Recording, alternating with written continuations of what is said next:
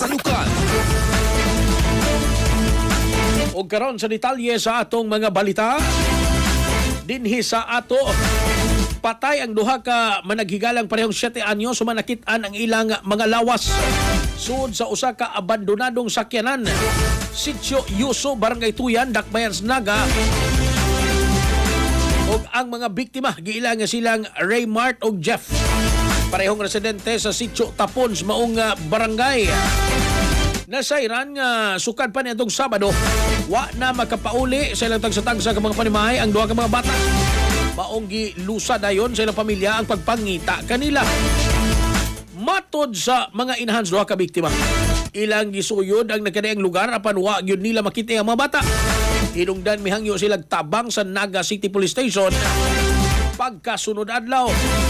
Samtang nagpadayon ang operasyon sa pagpangita, gisubay sa mga pulis ang mga CCTV camera sa lugar. Suma ni Police Colonel Dexter Calakar, hepe sa Naga City Police Station, adunay ni taho gadunay laing baho gikan sa kabandonadong sakyanan dito sa Sitio Yuso na mausap ang lugar din katapusang nakita ang duha ka mga bata base sa CCTV footage. Sa dihang giablihan ang sakyanan, dito na diskubre ang mga lawas duha ka bata nga nagsugod na sa pagkadunot. Nakitaan si Jeff Shan sa driver seat, samtang si Raymart ana sa likod nga bahin o sa passenger seat.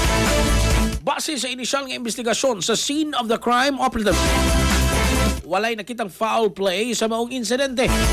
Ituuhan sa mga otoridad nga nakasuod ang duha ka bata sa sakyanan, samtang nagduwa apan aksidenteng nalak ang pultahan ug wa na sila makahibalo unsaon pag-abli niini.